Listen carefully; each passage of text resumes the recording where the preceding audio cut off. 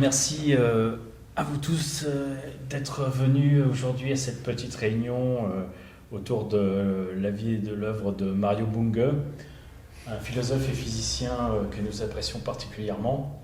Nous tenions à cette occasion à lui rendre hommage, profitant de l'avenue à Paris de Jean Robillard, qui habite au Canada d'habitude.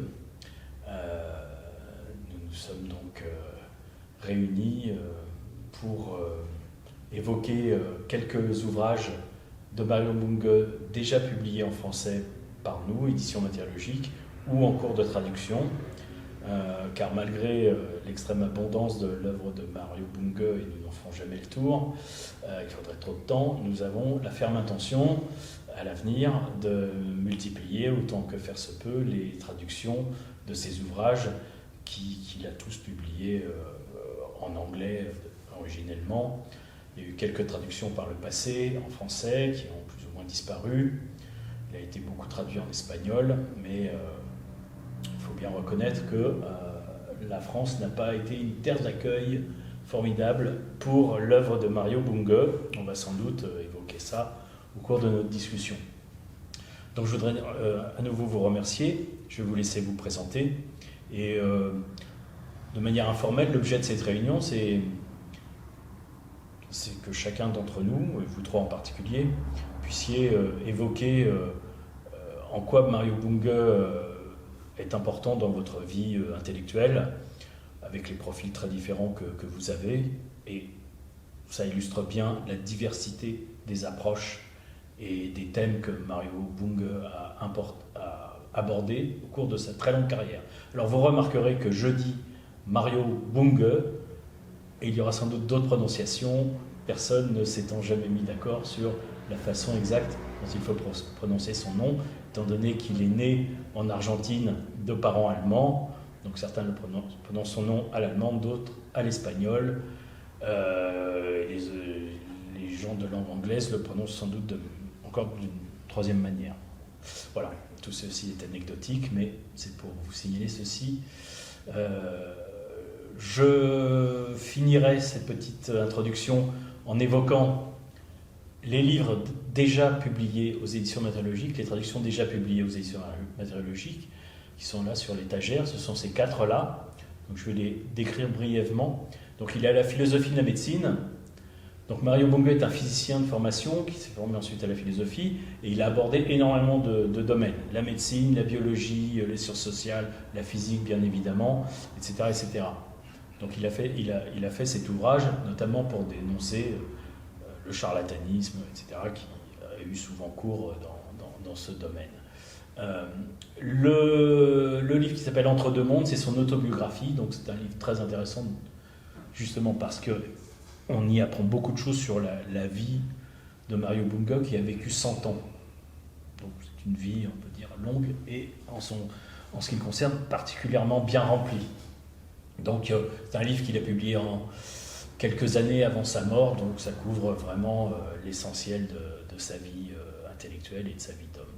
Voilà, c'est un livre très intéressant de ce point de vue-là. De la nature des choses, qu'il a écrit avec son acolyte Martin Manner, est sans doute la synthèse la plus fructueuse pour qui veut aborder la pensée de Bunge et sa conception du matérialisme. On reviendra sur ce terme, bien évidemment, en 250 pages et pas en beaucoup plus comme nombre de ses ouvrages. Quant au dernier, le dictionnaire philosophique, c'est un de mes livres favoris de Mario Bunge parce que c'est un dictionnaire, comme son nom l'indique, et évidemment, il y a des définitions qui vont de quelques lignes à quelques pages, et ça va de définitions plutôt techniques à des définitions plutôt rentre-dedans, plutôt humoristiques. Donc c'est très varié, et en même temps c'est très utile. C'est un dictionnaire philosophique que vraiment tous les étudiants en philo devraient lire ce dictionnaire. Sans doute serait-il très surpris et très décontenancé, mais c'est une lecture que je qualifie de roborative, parce qu'elle instruit, elle amuse, elle déboulonne certaines statues et elle remet en cause certaines idoles du milieu philosophique. Et en ce sens-là, c'est un livre salutaire. Voilà, je vais m'arrêter là et je vais passer la parole à mes amis. Je commence par le plus jeune d'entre nous. Voilà, donc Nicolas, doctorant en première année au Centre de géosciences des mines ParisTech. Je travaille sur l'estimation statistique des séismes à partir de modèles de physique. Peut-être je parle de Bunge un peu pour commencer ou... Oui. Oui, pour moi, Bunge est l'occasion en fait, d'apprendre un peu le métier et de comprendre comment on applique la méthode scientifique. Voilà. Jean. Oui, bonjour. Jean Robillard, je suis professeur de philosophie en sa première année de retraite. J'ai commencé ma retraite l'année dernière, au 1er juin, et j'ai pris la retraite de l'université et non pas de la philosophie. Et ce qui fait que je me retrouve encore à écrire et à continuer à poursuivre mes recherches dans le domaine. Mon intérêt pour Mario Bunge a commencé au moment où je faisais moi-même mon doctorat, il y a 35-40 ans. C'est mon directeur à l'époque qui m'a aiguillonné vers ce philosophe qui habitait à Montréal, que je ne connaissais absolument pas, étonnamment. Il était déjà rendu assez âgé à l'époque. On recule il y a 40 ans, il y avait une soixantaine d'années. Il était encore quand même professeur encore à McGill. Il l'a été quasiment jusqu'à la fin de... Quand je parle de McGill, c'est une université très prestigieuse anglophone de Montréal. Et voilà, je suis tombé éperdument intéressé, je dirais pas amoureux de sa philosophie, mais éperdument intéressé de sa philosophie, par sa philosophie, en particulier justement son matérialisme, sur lequel on aura l'occasion de parler davantage. En tant que philosophe des sciences et épistémologue moi-même, évidemment que ses écrits sur la méthode scientifique et sur la nature même de la science et son traité éventuellement d'ontologie, sa méréologie hyper complexe et détaillée, m'a évidemment intéressé et continue de m'intéresser. Voilà. Bonjour à tous, donc je suis Stéphane Salmon. Je suis physicien théoricien de formation. J'ai poursuivi par pas mal d'activités dans le domaine de la technologie, en physique des réacteurs nucléaires, en génie logiciel, en ingénierie des systèmes complexes. Et aujourd'hui, je travaille au commissariat à l'énergie atomique et aux énergies alternatives, où je pilote une unité de recherche en ingénierie dirigée par les modèles et en méthode formelle. Et j'ai rencontré Mario Bunge. Alors je vais suivre les bons conseils de Marc. Je ne parle pas espagnol ni allemand, donc je vais essayer de suivre sa recommandation de prononciation. J'ai rencontré donc l'œuvre de Mario Bunge après de longues années de désintérêt total pour la philosophie en général, à l'exception de quelques éléments d'épistémologie qu'on ne peut pas éviter de traiter quand on fait des études scientifiques. Mais donc je l'ai rencontré tardivement, l'année de son décès. Le premier livre que j'ai lu, c'est le fameux dictionnaire philosophique, que je recommande aussi à tous les étudiants en sciences et tous les scientifiques. Et effectivement, j'ai été saisi par la qualité exceptionnelle, la clarté, la cohérence et surtout cette volonté de compatibilité, de cohérence avec les résultats scientifiques. Et j'ai découvert ce qu'était la philosophie exacte et depuis je passe beaucoup de soirées et de week-ends à travailler dessus. Alors, juste avant qu'on entre dans le vif du sujet, je voudrais associer à cette table ronde d'autres personnes qui, pour des raisons diverses, ne peuvent pas être là aujourd'hui. Le premier, c'est Franck Varenne, qui est philosophe des sciences, membre des éditions matériologiques, qui est un spécialiste des questions de modélisation et de simulation, et qui est aussi un grand lecteur de Mario Bunge. Il a co-traduit De la nature des choses, pour avoir pas mal discuté avec lui ces dernières années, il a pris à bras le corps la pensée de Bunge pour refonder en partie, évidemment, sa pensée philosophique et son attachement au matérialisme. Et il aurait pu vous en parler amplement, mais malheureusement, il n'a pas pu être là. Je voudrais associer également Dominique Reynaud, qui est sociologue, professeur de sociologie à l'Université de Grenoble, qui est un très bon connaisseur de Mario Bunge.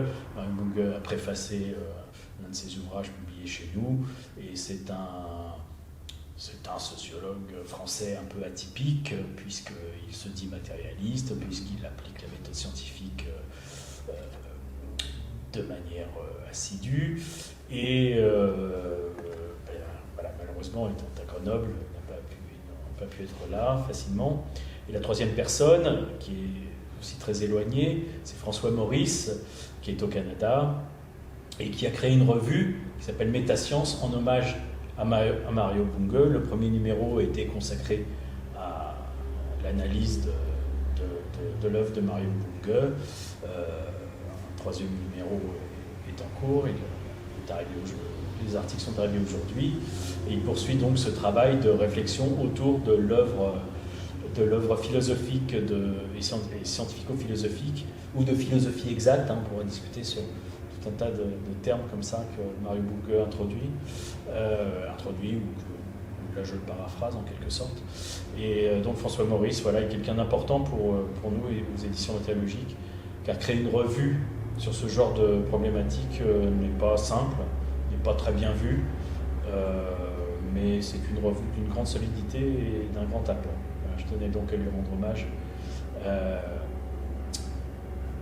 lors de cette réunion. Messieurs, par quoi commencer? Vous l'avez un peu abordé, évoqué, comment, à des degrés très divers, vous avez rencontré la pensée de Mario Bunge. Deux d'entre vous ont entrepris des traductions qui seront donc publiées aux éditions matériologiques. Peut-être, Jean, dresser un peu quand même le portrait pour nos auditeurs et auditrices, le portrait de Mario Bunge, qui est malheureusement pas si connu que ça, le ici. portrait du philosophe. Voilà, le portrait du philosophe. Oui. J'ai presque dire du philosophe humaniste. Oui. C'est important, je pense, de souligner ça. Pour ce qui est de l'humanisme, j'en parlerai ensuite. Ouais. Okay. Je parlerai dans un premier temps de sa place dans la philosophie des sciences contemporaines. C'est surtout ça qui m'inspire un premier commentaire. Mario Bunge a eu une très très longue carrière, comme vous le savez, comme philosophe. Il a été en contact, il a dialogué avec les plus grands philosophes des sciences et des épistémologues du XXe siècle. Il faisait partie de ce cercle très restreint de philosophes qui étaient hyper spécialisés, qui ont en quelque sorte révolutionné la philosophie du XXe siècle. Je pense en particulier à Popper, avec lequel il a entretenu un dialogue philosophique durant de très nombreuses années. Et avec lequel il a eu non seulement un dialogue, mais aussi des polémiques assez intenses. Et donc, il occupe une place très particulière dans ce sens que, à la fois, sa philosophie des sciences n'est pas une philosophie qui est largement reconnue ni connue. Au départ, elle est très mal connue, elle est donc très peu reconnue, pour diverses raisons sur lesquelles on pourrait éventuellement se pencher, mais en même temps, il se situe toujours en marge de la philosophie du XXe siècle, la philosophie des sciences du XXe siècle, qui prend comme point de référence pour la critiquer, d'une part, en critiquer l'inexactitude, précisément, bien souvent, et pour ensuite positionner, situer sa propre philosophie, ses propres thèses philosophiques concernant la science et l'approche de la philosophie à l'égard de la science. Alors donc, c'est quelqu'un qui était non pas en réaction par rapport au grand courant de la philosophie contemporaine, mais plutôt un philosophe qui a cherché de manière, je dirais même avec un peu d'amusement, mais de manière obstinée, à se démarquer véritablement de ce qui se passait dans le cercle de la philosophie et des philosophes qu'il fréquentait ou avec lesquels il dialoguait. Alors, ce qui donne de Mario Bunge une posture philosophique assez particulière, dans la mesure où il n'est pas nécessairement membre de ce groupe-là, littéralement membre, puisqu'il se met lui-même en déphasage ou en réaction face à la philosophie qu'il critique, très peu, mais qu'il critique néanmoins, à partir de laquelle il, lui, se développe sa propre philosophie. Et donc, c'est une situation, pour lui, une posture qui est à la fois solide, parce qu'il est solide dans son argumentation, évidemment, mais en même temps, c'est un philosophe qui est un peu en réaction nécessairement parce qu'il n'a pas le haut du pavé. C'est pas lui qui a le droit de parole prioritaire dans les cercles de la philosophie. Alors, ce qui se produit, c'est qu'il réunit ces gens-là et au début des années 70, pour faire un peu d'histoire, mais très brièvement, vers 1972-73, il convoque tous ces philosophes-là à un colloque à Montréal, à l'Université McGill. Et à partir de ce colloque où Popper et d'autres grands philosophes des sciences participent, il crée la Société de philosophie exacte, qui existe toujours, mais qui n'est pas active véritablement. J'ai fait, pour les bénéfices de la traduction du livre que j'ai fait, j'ai essayé de tenter d'entrer en contact avec les gens qui disent animer la Société de philosophie exacte, qui se trouve à l'université de Miami, si ma mémoire est bonne.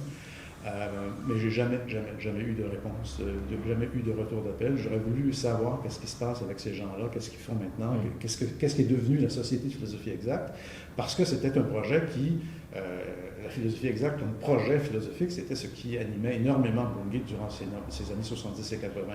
Il a délaissé, il s'est trouvé d'autres intérêts de recherche éventuellement, mais dans les années 70 et 80, c'est vraiment ce qui l'intéresse. C'est vraiment de mettre en place les bases d'une philosophie qui, comme je le dis dans ma traduction, dans la présentation de ma traduction, qui est il voulait mettre en place donc les bases d'une philosophie qu'il disait qu'il souhaitait méritoire pour la science. C'est-à-dire une philosophie qui devait suffisamment être suffisamment, pertinente face à la science et ne pas dire des balivernes sur la science, ce que Mario Bungay reprochait beaucoup à la philosophie des sciences de son époque, c'était de dire n'importe quoi et n'importe comment sur la science.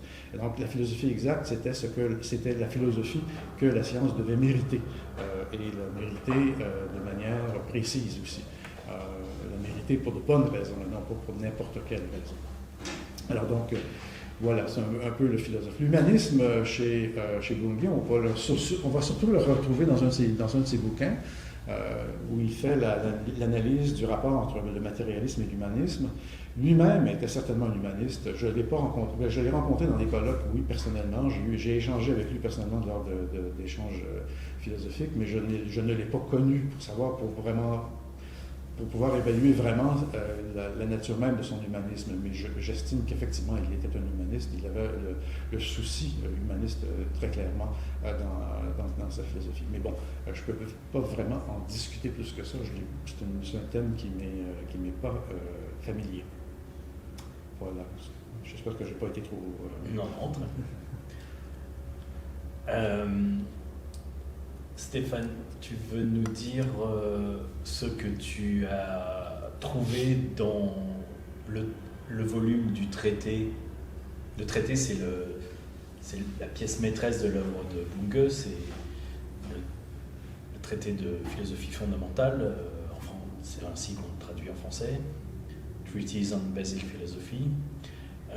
C'est l'ouvrage le plus...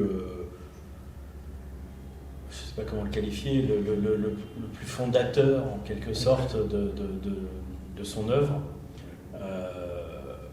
qu'il a écrit entre 77 et 83, dans ces eaux-là, je n'ai plus en tête. Peut-être un peu plus. Peut-être un peu plus tard. Donc il y a 8 volumes, oui, qui couvrent des champs extrêmement vastes et variés. Et tu as donc entrepris de traduire le volume 1 de son ontologie. Donc il faut savoir que même que l'ontologie, ontologie égale métaphysique, pour aller vite. La métaphysique en philosophie continentale était aux mains quand même d'idéalistes, de gens pas très très sérieux, enfin, de notre point de vue, bien évidemment. Chacun aura à dire ce qu'il veut sur ces philosophies-là. Un domaine plutôt délaissé à cette époque, et jusqu'à tout récemment. Et il en a fait quelque chose de très important pour l'approche matérialiste que nous défendons ici. En disant ça, je me rends compte qu'on n'a pas défini ce que c'est que le matérialisme, ce que c'est spécifiquement que le matérialisme chez Bunge. Et comme nous sommes en France et qu'il y a un autre matérialisme issu d'une autre tradition française, très implantée, très implantée, en tout cas très diffusée, souvent plus diffuse que diffusée d'ailleurs, qui est le matérialisme issu du marxisme. Il serait peut-être bien que l'un d'entre vous fasse le départ entre les deux réalités très différentes qu'on regroupe sous un même mot, ce qui est peut-être un problème, mais c'est ainsi. Donc ça, c'était un peu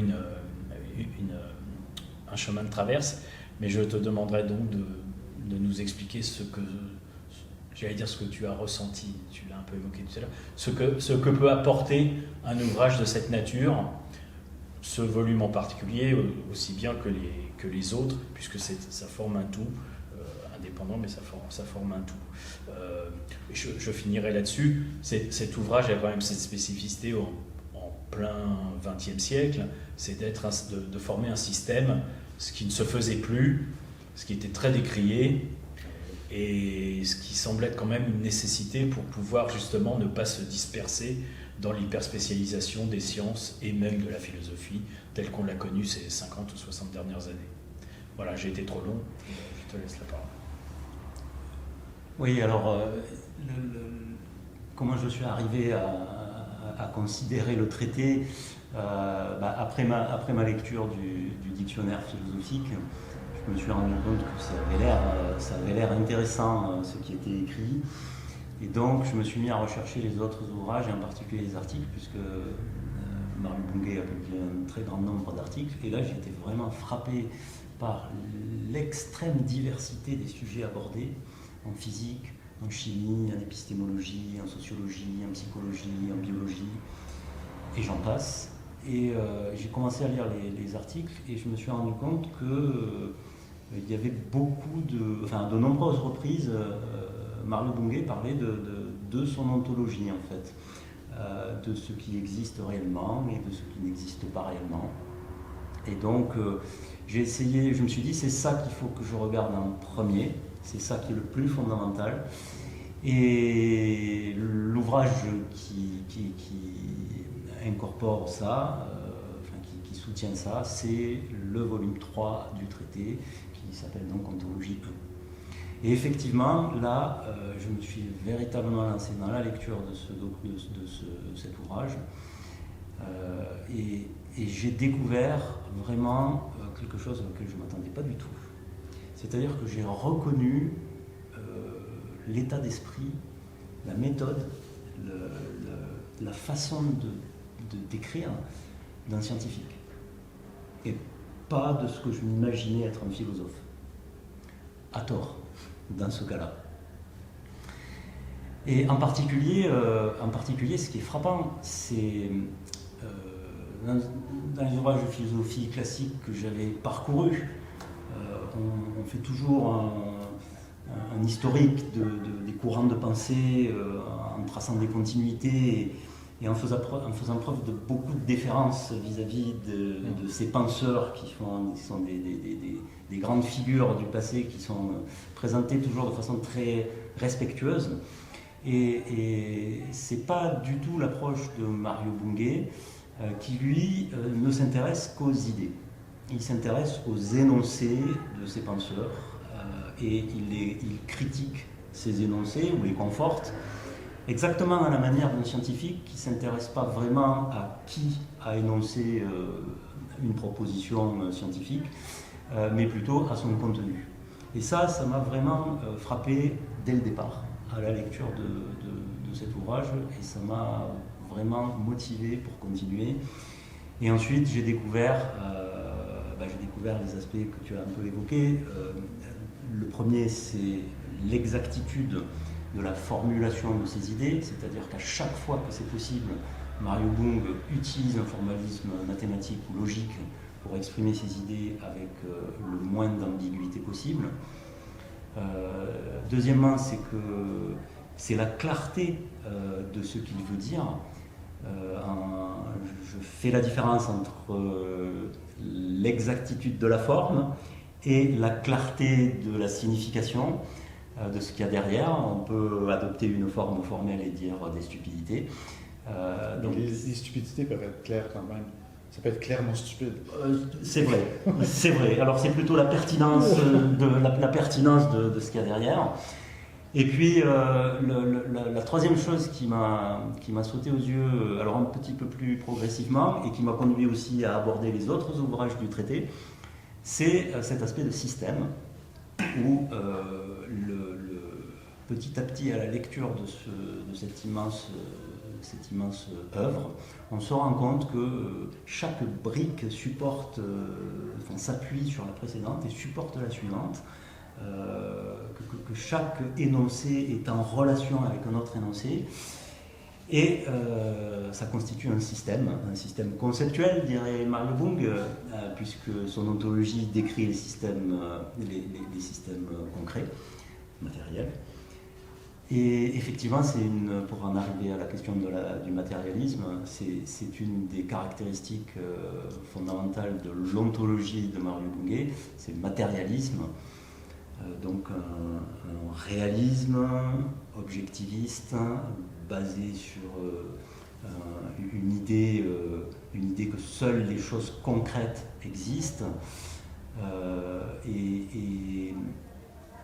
et avec, alors sans sombrer néanmoins dans des caricatures qui seraient réductionnistes ou physicalistes, puisque pour Mario Bung, il y a des choses, puisque c'est ça l'élément central de son ontologie, des choses de niveau physique, de niveau chimique, de niveau biologique, dans lequel il inclut le niveau psychologique, puisqu'il adopte la thèse de l'identité psychoneuronale, et puis des choses de niveau sociologique également.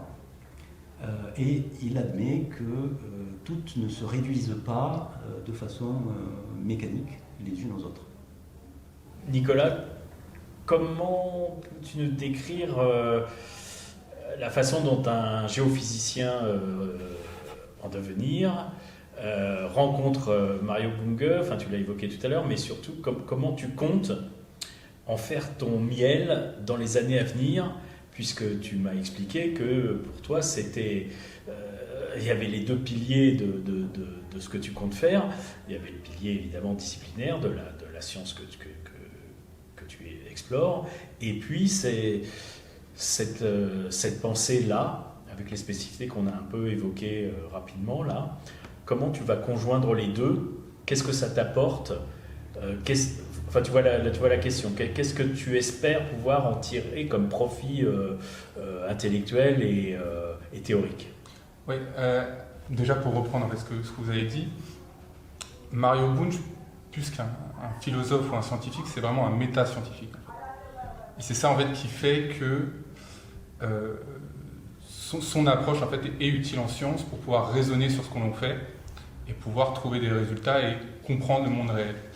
Et c'est en ça que Mario Bung va m'être utile en fait pour faire mes recherches et notamment mieux estimer les séismes. Alors je sais bien que c'est au début. C'est le début, mais justement l'aspect métascience, l'aspect métaméthodologique en quelque sorte, ou méthodologie transversale, c'est ça qui est intéressant chez lui. Parce que un des reproches qui lui est souvent fait, notamment en France, c'est cette apparence de dispersion. Ah ouais, il fait de la physique, il fait de la psychologie, il fait des sciences sociales, qu'est-ce que c'est que ça? Il ne peut pas tout savoir, il ne peut pas tout connaître. C'est ça quand même qui est en grande partie le fond des reproches qu'il peut plus être fait. On pourra peut-être évoquer tout à l'heure la réception de Bungay en France, mais de l'œuvre de Bungay en France. Mais donc là, on a un cas de figure assez particulier. Si tu veux, j'aimerais bien que tu développes un petit peu. En Parce fait, que c'est intéressant. ce qu'il faut développer surtout, c'est que c'est quoi le but du scientifique en fait? C'est de trouver des solutions à des problèmes. Et tout gros problème, en l'occurrence l'estimation, déjà, je ne parle pas de prédiction qui n'est pas possible pour le moment des séismes, mais déjà juste l'estimation, c'est un gros problème. Et tout gros problème scientifique passe par une définition des termes claire et précise, où on base en fait vraiment nos résultats sur des énoncés qui doivent nous permettre de savoir à quoi on accède en fait. Et c'est en ça en fait que ça va m'être utile personnellement en fait, c'est définir qu'est-ce qu'un séisme. Actuellement, les séismes, ce n'est pas des choses que l'on voit directement, c'est des choses qui nous apparaissent indirectement par le biais des données. Encore même au niveau des données, on a des incertitudes. Donc c'est très important pour on va dire un théoricien comme moi, donc géophysicien, géostatisticien, de pouvoir être clair lorsque je vais en fait chercher à modéliser ce qu'est un séisme, chercher à théoriser, donc intégrer ce modèle au sein d'une théorie. Donc c'est en ça qu'il va être utile en fait, Mario Bunge va être utile pour moi en fait. Définir clairement une méthode pour pouvoir estimer des modèles, estimer les séismes à partir de modèles et de théories, globalement.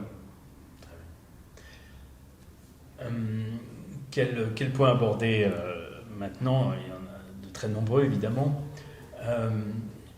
Peut-être, Jean, tu as évoqué cette fantomatique société de philosophie exacte, mais quelle est la postérité de Mario au Québec, au Canada plus largement, puisque c'est là qu'il était installé depuis... Dans les Amériques en général. Ouais.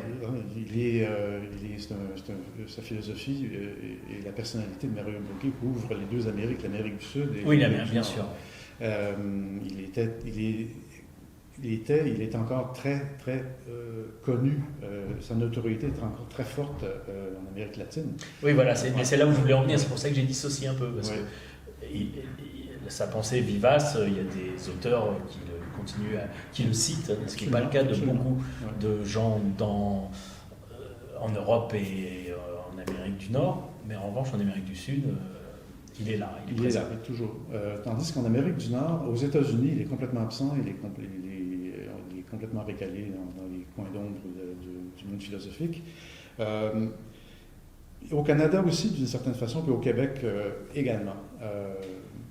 Il est connu au Québec, surtout auprès des philosophes, de la communauté philosophique des universités qui se trouvent à Montréal même, puisqu'il était un collègue quasi immédiat de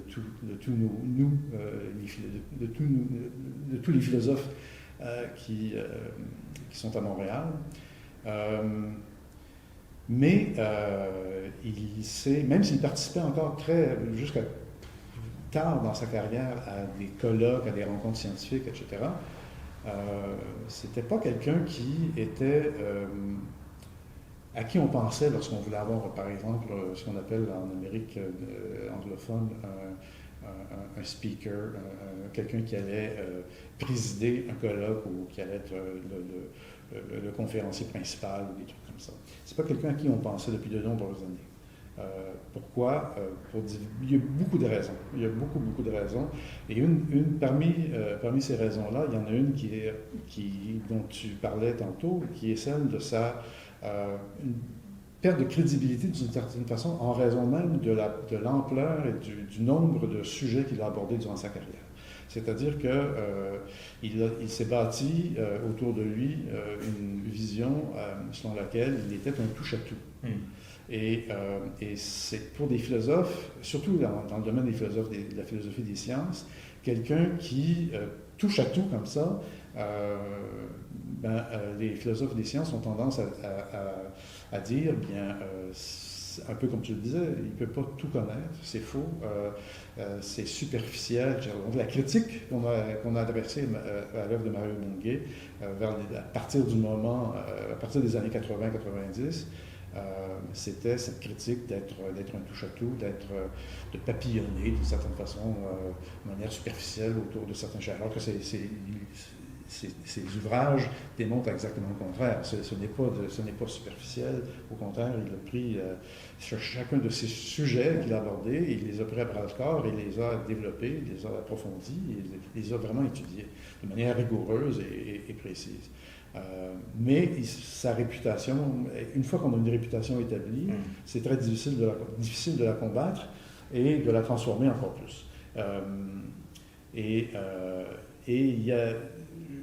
J'hésite un peu à aborder, je n'ai pas l'habitude de parler de quelqu'un d'un point de vue de sa psychologie, mais Mario Bunge a eu beaucoup de conflits personnels avec la communauté philosophique immédiate à Montréal et en Amérique du Nord en général. Je parlais tout à l'heure des controverses et des polémiques qu'il a entretenues. Ça n'a pas favorisé beaucoup son intégration ou sa réintégration dans le cercle des philosophes.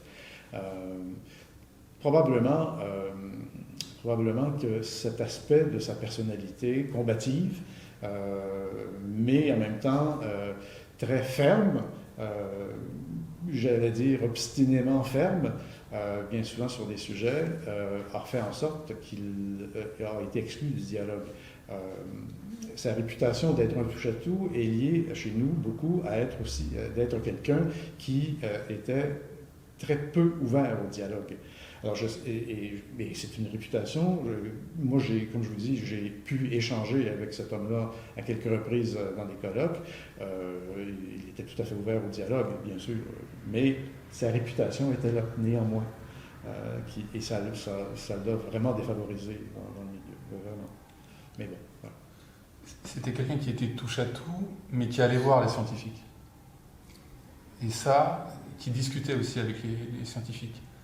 Et ça, c'est aussi une différence avec des philosophes des sciences qui, certes, traitaient d'un sujet, d'un domaine précis, mais qui, globalement, n'allaient pas discuter avec des physiciens, des psychologues, etc. Et c'est ça, en fait, la grosse différence avec d'autres philosophes.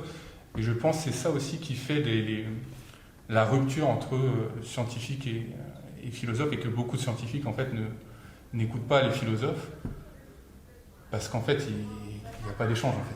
Il n'y a pas de discussion. Donc, évidemment, facile de dire touche à tout, donc c'est pas très crédible. Oui, mais lui allait sur le terrain, en fait. Lui allait sur le terrain et avait des réponses qui étaient très terre à terre et que les scientifiques, en fait, reconnaissent ou même induisent bien souvent, parce qu'ils n'ont pas forcément aussi envie de rentrer dans certaines polémiques ou débats, mais qu'ils le reconnaissent et qui agissent de cette manière au quotidien, en fait. Alors, c'est particulièrement vrai ce que tu dis, parce que Mario Bunge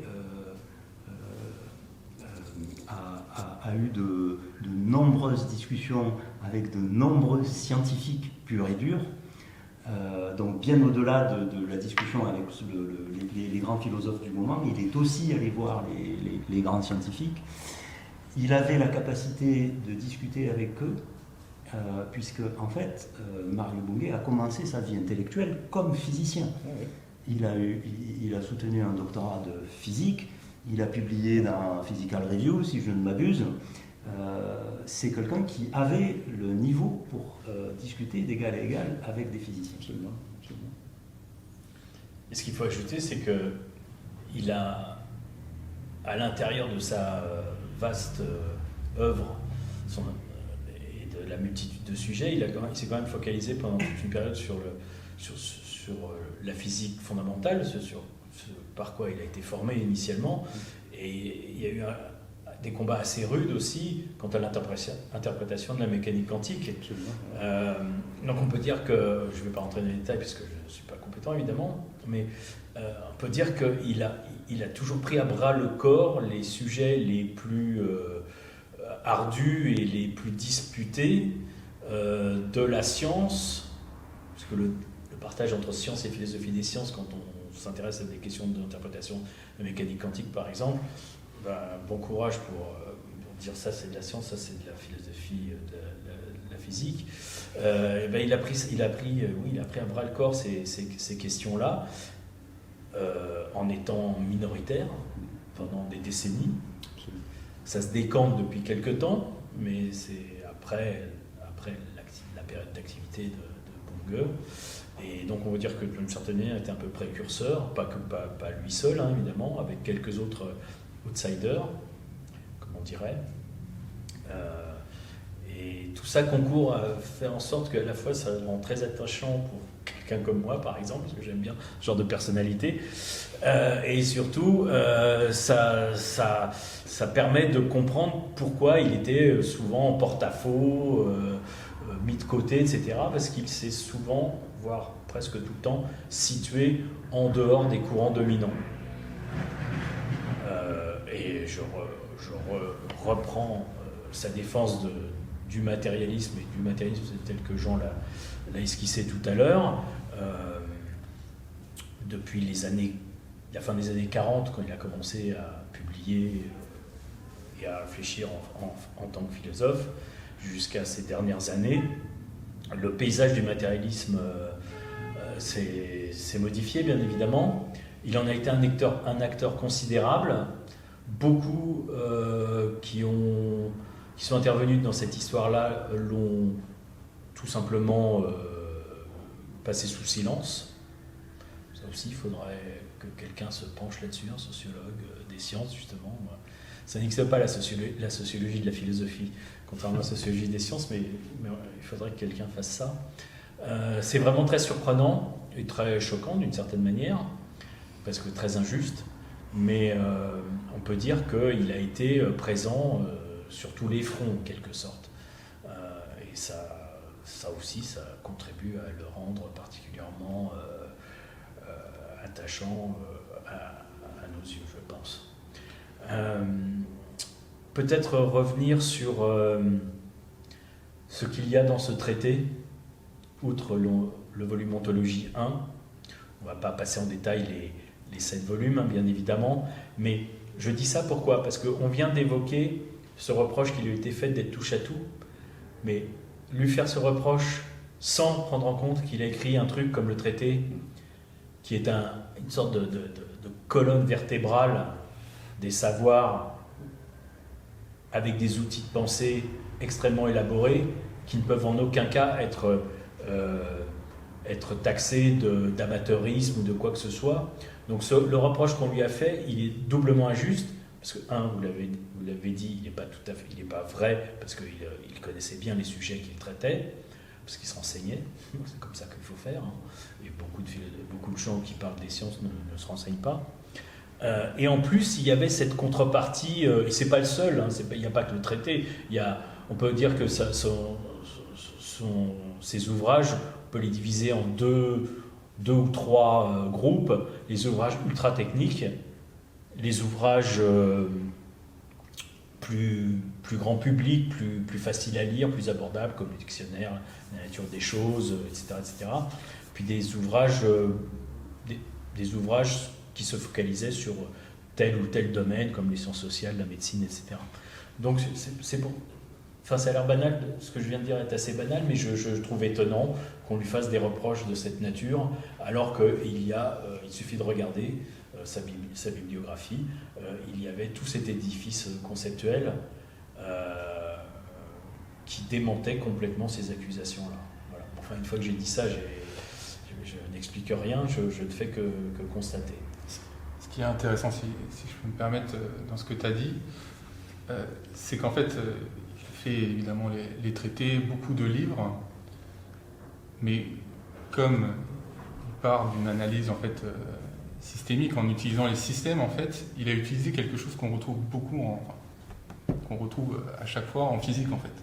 Bien plus qu'une approche de philosophe, c'est vraiment une approche en fait de scientifique qu'il a eue vis-à-vis justement de la philosophie, et je pense que ça peut être aussi pour ça qu'il n'a pas forcément été apprécié à sa juste valeur par le biais de ses pairs, parce que peut-être que certains ne l'ont pas suivi ou n'ont pas compris aussi ce qu'il voulait dire aussi. Je ne suis pas convaincu. Non, ah ouais? Je suis pas convaincu, non. L'approche de Mario Bunge, il faut comprendre que Mario Bunge est un homme de son époque aussi, ouais. et dans sa formation au début du XXe siècle, Ce qui anime le milieu de la physique à ce moment-là et des mathématiques, parce que Bungé faisait de la physique théorique, donc avec l'usage des mathématiques. Ce qui animait ces gens-là, c'était les problèmes d'Hilbert. Hein? Donc, Bungé s'est associé à l'approche axiomatique de Hilbert. Et le cœur de la méthode scientifique de Bungé en philosophie est celle de l'axiomatisation. La philosophie exacte n'existe pas chez Bungé si on ne tient pas compte de l'approche axiomatique. Donc, de la formalisation logico-mathématique des propositions que l'on utilise dans nos philosophies ou dans nos sciences. Et ça, ça a toujours été très bien compris parmi les philosophes des sciences.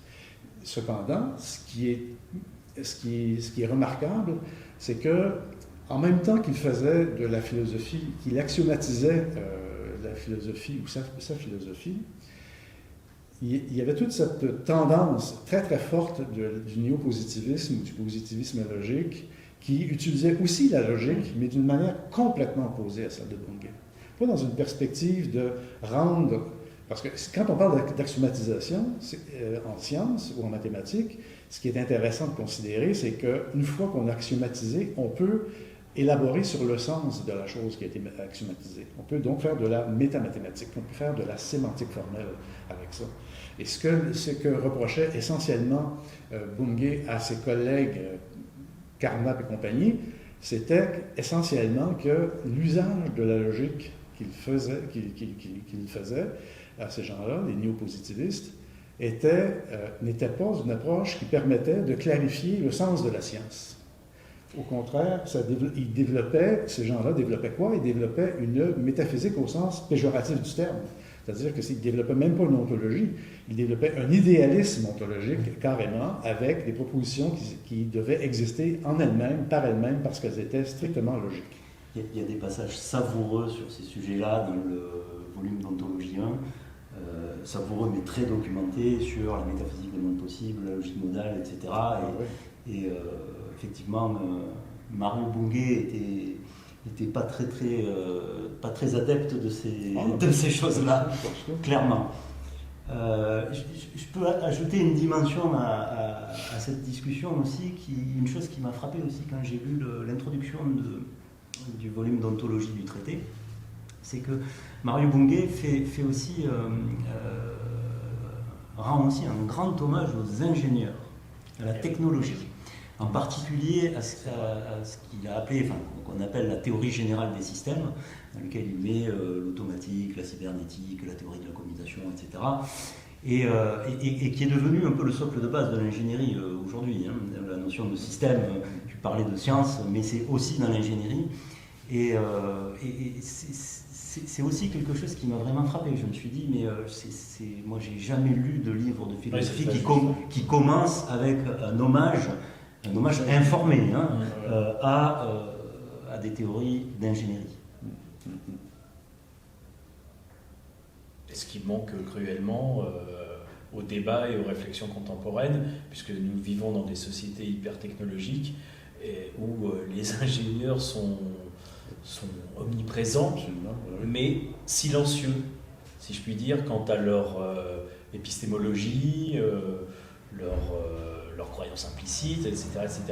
Rien de tout cela ne se discute et n'est explicité de manière informée. Et c'est vrai, tu as raison d'insister là-dessus, parce que je me suis fait la même réflexion, puisque je trouve ça d'une importance cruciale que d'avoir une réflexion, une épistémologie des sciences de l'ingénieur ou des démarches de type ingénieur, puisque,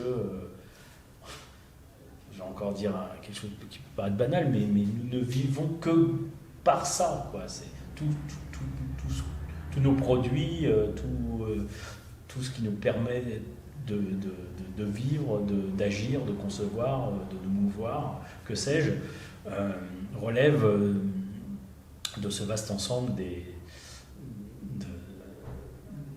des sciences, des sciences et des technologies telles que les ingénieurs les conçoivent. Et sur le plan philosophique, pour Bungay, l'ingénierie ou la fabrication de machines était la preuve de l'existence de la vérité de la science. Absolument. Absolument. C'était vraiment le critère. D'ailleurs, il ça a dans plusieurs reprises. L'existence, les produits de la technologie sont la preuve de l'efficacité de la science et donc de l'autorité de la science sur les connaissances actuelles. Voilà. Et donc là, en disant ça, on peut voir à quel point, là, encore une fois, il est très en dehors de la mode j'allais dire de son époque, mais comme il a vécu très longtemps de ses époques, parce que ça perdure malheureusement, c'est une espèce d'idéalisme latent ou sous-jacent, où effectivement, et ça se développe de plus en plus, la science n'est pas un savoir plus important que n'importe quel autre.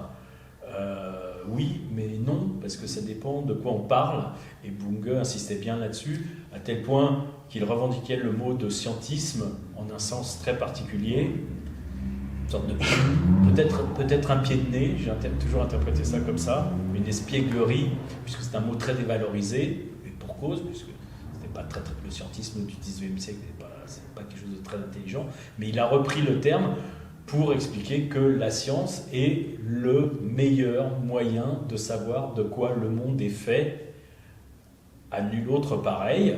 Ça ne veut pas dire que la science est meilleure que l'art, ça ne veut pas dire que la science est meilleure que je ne sais quoi d'autre, etc. Mais ça ne fait pas la même chose. Chacun son travail, en quelque sorte, chacun ses méthodes, ses buts, etc. Mais en tout cas, pour savoir de quoi le monde est fait et comment on peut agir sur lui et comment il agit sur nous, c'est la science qui est la méthode, pour dire les choses rapidement, ou le moyen d'accès privilégié, et pas seulement privilégié, même unique d'ailleurs, il n'y a pas d'équivalent. Et ça, je pense que c'est aussi quelque chose qui peut-être a contribué à ce qu'il ne soit pas toujours très très bien perçu par tout un tas de gens, quoi. Parce que ce sont des choses quand même un peu abruptes pour beaucoup. Et en précisant immédiatement derrière que les connaissances scientifiques sont toujours cumulatives, temporaires, et qu'elles sont la meilleure vérité possible que l'on peut atteindre à un instant donné. Mais évidemment que voilà. Ça n'a aucun sens absolu. Il n'y a jamais de tentation dogmatique chez Bunge, il faut le préciser. Enfin, ça va tellement de soi qu'on ne l'a pas dit jusqu'à présent, mais il faut le préciser, d'autant plus que dans certaines autres traditions dites matérialistes, le dogmatisme est une sorte de mode de vie. Donc effectivement, c'est aussi ça qui le rend très très intéressant pour une pensée contemporaine d'un monde en perpétuel mouvement, technologique notamment, et par technologie, il faut entendre ce mot au sens large, l'organisation de la société, les questions d'énergie, les questions même de droit. Le droit est une technologie, finalement, d'une certaine manière.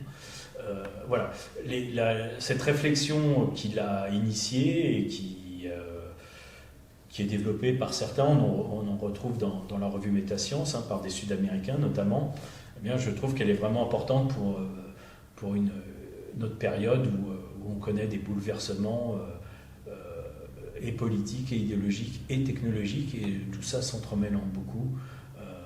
Voilà, c'est quelque chose que Bunge a développé et qui est très important, à nos yeux également. Oui, mais cette leçon de l'antidogmatisme et de l'antirelativisme épistémique est extrêmement importante de nos jours, par les temps qui courent, par les temps que l'on vit, parce que effectivement, si on laisse aller, je pense que si on laisse aller les choses sans résister, on s'en va je ne sais où, mais on s'en va. Mais pas par là. Mais pas par là. J'en profite pour évoquer le livre de Jean, que Jean a publié chez nous, Éloge du débat, qui, d'une certaine manière, parle de ça, c'est-à-dire les deux écueils de l'époque, un dogmatisme ou une fixation des idées, etc., et inversement, un relativisme absolument débridé, où tout se vaut, tout peut se dire, rien n'a de sens finalement, puisque tout a des sens cachés. Et donc Jean décrit certaines de ces situations et les analyse. Et nous faisons partie donc de ces matérialistes-là, puisqu'on va prendre cette étiquette, qui sont tiraillés. Je la revendique. Oui, ça revendique, bien sûr. Non, mais je veux dire, elle est peut-être un peu restrictive par rapport à la question du relativisme. D'un point de vue des catégorisations philosophiques, on peut être matérialiste. On ne peut pas être matérialiste et relativiste, mais on peut être matérialiste et un petit peu dogmatique, ça peut arriver. Voilà. On peut être matérialiste et avoir des conceptions de la science un peu figées. Enfin voilà, je veux pas qu'on puisse penser, que nos auditeurs et auditrices puissent penser que les matérialistes ont réponse à tout, etc. Au contraire, ils ont réponse quand il y a des réponses, et quand il n'y en a pas encore, on espère qu'il y en aura plus tard. C'est ça qu'on retrouve aussi beaucoup chez Bunge. Tu as dit quelque chose d'intéressant, c'est que tu as dit que les matérialistes peuvent être parfois dogmatiques. Et c'est à mon avis des matérialistes qui n'ont pas compris le matérialisme en fait. Certes. C'est pour moi des gens qui n'ont pas forcément compris en fait justement cette ontologie en fait. Et qui malheureusement l'expriment d'une mauvaise façon. Comme je fréquente un peu, ça fait quand même un peu longtemps que je fréquente tous ces milieux, etc. Et les adversaires, et l'accusation de dogmatisme est toujours présente, y compris comme repoussoir, y compris comme mensonge constructif, en quelque sorte constructif, d'une adversité bien pratique. Et donc il serait absurde de dire non, quand on est un matérialiste conséquent, etc., on est immunisé contre toutes ces dérives, etc. Ce n'est pas vrai, justement, puisque c'est inhérent à la pensée et à la conception matérialiste que de faire des essais et des erreurs, de se tromper et de parfois aller dans des directions de manière un peu obstinée. Et après, effectivement, c'est la collectivité savante, scientifique et philosophique, qui permet de rectifier ces trajectoires un peu malencontreuses.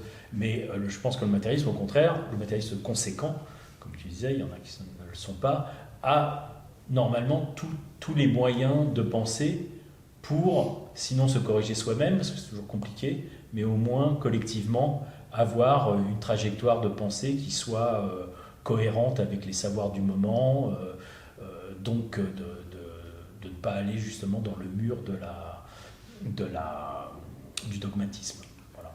Et c'est ça en fait que je voulais dire, c'est-à-dire qu'on peut tous faire des erreurs de compréhension, mais ça reste des erreurs en fait justement. Et le but en fait des sciences notamment, c'est justement de contrôler ça. On génère des hypothèses constamment. Dans mon travail, j'en fais constamment. Le but, c'est justement d'être repris par des directeurs de thèse, par des pairs, etc. En fait. Donc, c'est pour ça en fait, que je disais en ce sens que le dogmatisme, notamment au niveau du matérialisme, est plus dû à une erreur de compréhension du sujet, de ce que l'on traite sur le moment. En fait. Mais heureusement qu'il y a les pairs justement pour reprendre ça et se rapprocher le plus possible de la vérité. Qui est un concept essentiel du matérialisme et un concept assez dénigré à notre époque.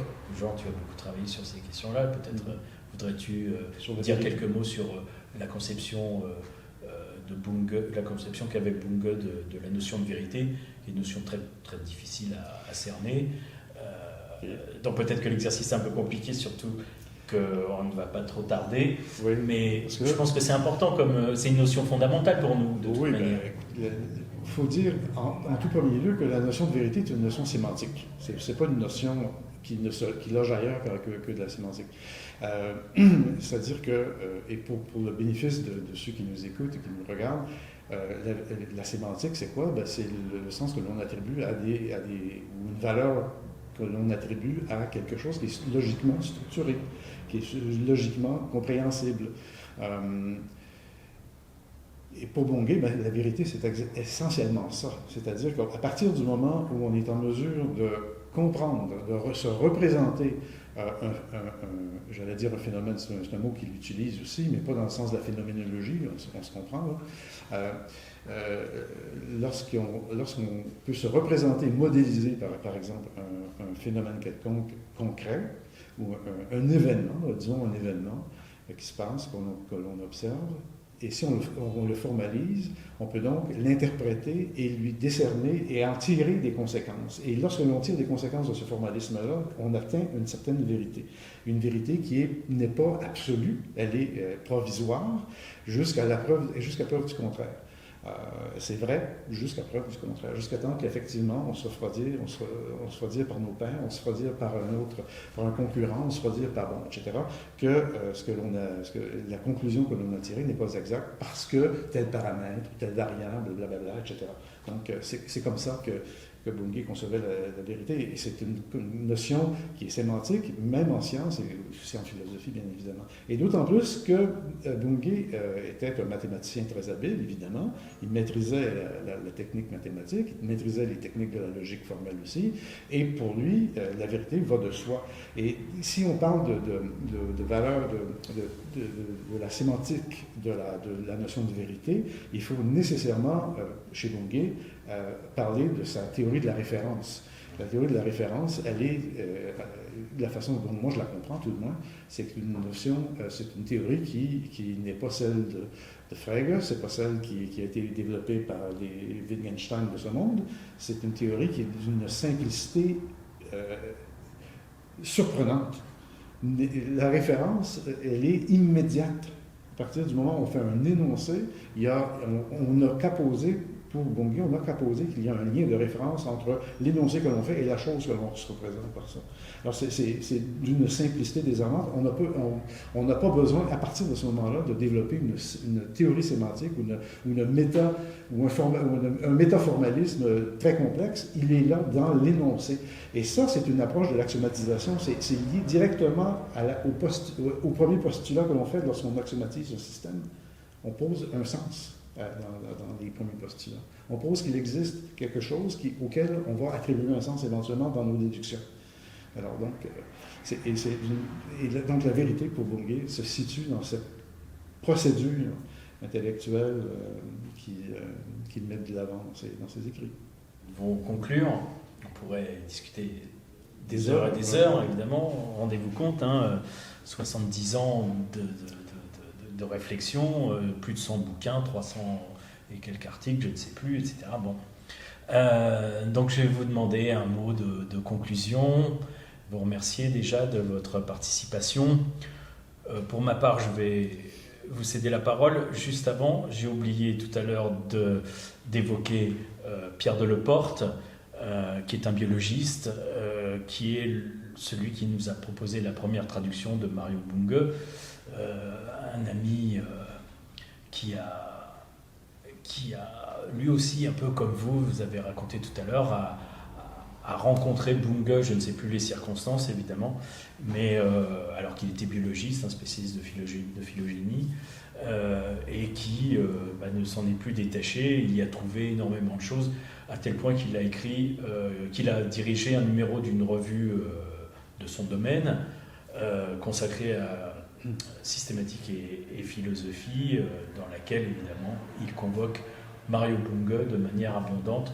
C'est pour vous dire encore une fois que là encore Bunge était là où on ne l'attendait pas forcément, et il n'était pas là en amateur dilettante, mais en tant que quelqu'un qui avait lu les scientifiques spécialistes pour en tirer une sorte de substantifique moelle philosophique et épistémologique. Voilà, je ferme cette parenthèse et je vous laisse conclure.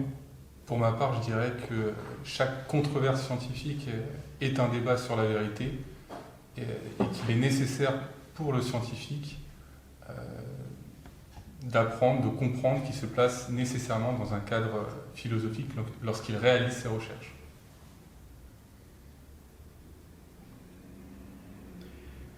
Pour ma part, premièrement, j'aimerais te remercier, Marc, de nous avoir accueillis. Personnellement, j'apprécie énormément, et on fait œuvre de pédagogie en faisant cette séance-là, et parce que le sujet de nos discussions mérite un peu de pédagogie aussi. La philosophie de Bungay ne se donne pas d'emblée. Il faut la travailler un peu.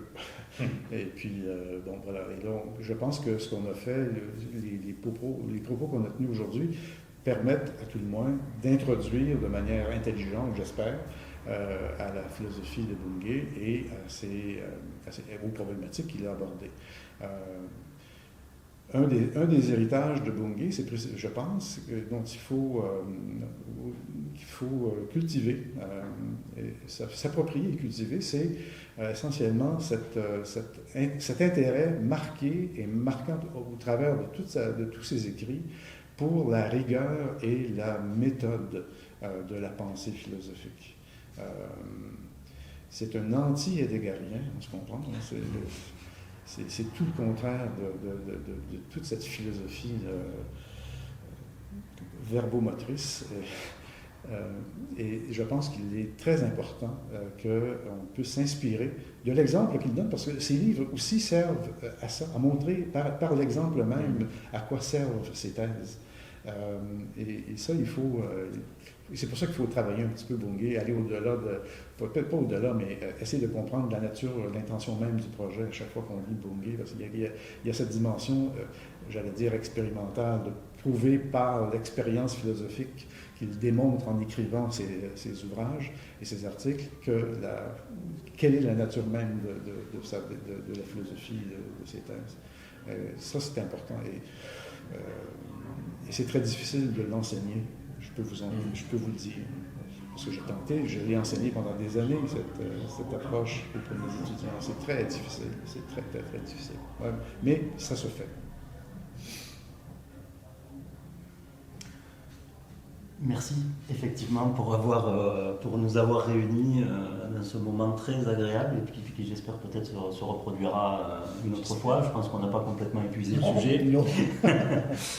Moi, ce que je voudrais dire pour terminer, c'est vraiment, j'encourage toutes les personnes qui ont une curiosité, une curiosité rationnelle de connaître le monde, en particulier les scientifiques, en particulier les ingénieurs, qui se sont jamais vraiment intéressés à la philosophie ou qui, lorsqu'ils se sont intéressés à la philosophie, n'ont pas été particulièrement séduits. J'encourage tous ces gens à découvrir Mario Bungay. Lisez le dictionnaire philosophique, ce qui est un bon point d'entrée. La nature des choses également, deuxième point d'entrée. Vous ne serez pas déçus. Merci à vous.